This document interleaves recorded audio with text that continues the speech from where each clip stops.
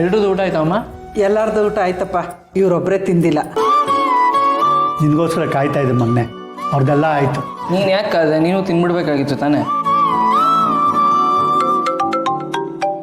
ಅಯ್ಯೋ ಫೋನ್. ನೀವು ಕೂತ್ಕೊಳ್ಳಿ.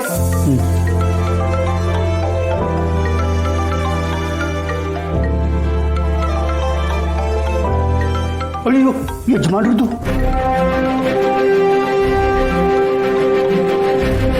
ಯಜಮಾನ್ರಿ ನಮಸ್ಕಾರ. ಸಾರಿ ಪದ್ಮನಾಭ ಅವರೇ, ಇಷ್ಟೊತ್ತಲ್ಲಿ ಫೋನ್ ಮಾಡಿ ನಿಮಗೆ ಡಿಸ್ಟರ್ಬ್ ಮಾಡ್ತಾ ಇದ್ದೀನಿ.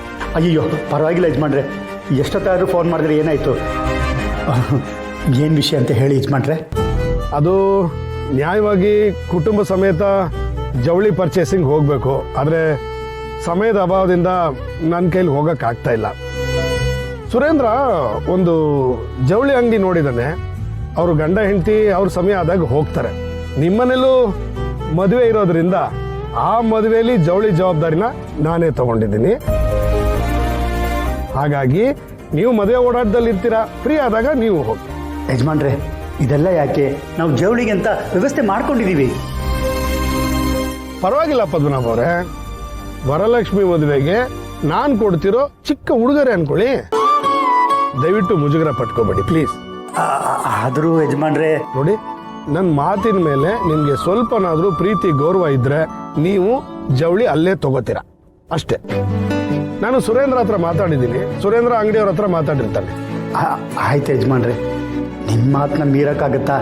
ನಾವಲ್ಲೇ ತಗೋತೀವಿ. ಸಂತೋಷ. ಈ ಅಂಗಡಿ ಲೊಕೇಶನ್ ಯಾವುದು ಎಲ್ಲ ಸುರೇಂದ್ರ ಸುಬ್ಬುಗ್ ಬ್ರೀಫ್ ಮಾಡಿರ್ತಾನೆ. ನೀವು ಫ್ರೀ ಆದಾಗ ಅಲ್ಲೇ ಹೋಗಿ ತಗೊಳ್ಳಿ. ಸರಿ ಯಜಮಾನ್ರೆ. ಅಂದಾಗೆ ಅತ್ತೆಯವ್ರ ಮನೆಗೆ ಬಂದಿದ್ದಾರೆ.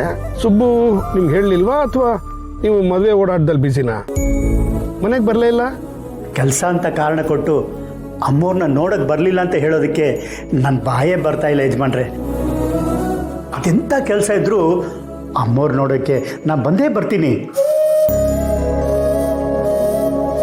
ಆದರೆ ಅಮ್ಮವರು ನನ್ನ ಪಾಲಿಗೆ ದೇವರು.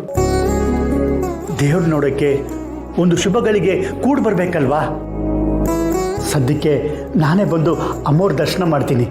ಮನೆಯವ್ರಿಗೆ ಏನೇನು ಬೇಕೋ ಯಾವುದೇ ಮುಜುಗರ ಇಲ್ಲದೆ ಎಲ್ಲ ತಗೊಳಕ್ ಹೇಳಿ. ವರಲಕ್ಷ್ಮಿ ನಿಮಗೆ ಮಾತ್ರ ಮಗಳಲ್ಲ, ನನಗೂ ಮಗಳಿದ್ದಾಗೆ. ಅದು ನಮ್ಮನೆ ಮದುವೆನೇ. ಆ ಮದುವೆನೂ ಚೆನ್ನಾಗಿ ನಡಿಬೇಕು. ನಿಮ್ಮ ಆಶೀರ್ವಾದ ಯಜಮಾನ್ರೆ. ಸರಿ, ಇಡ್ತೀನಿ.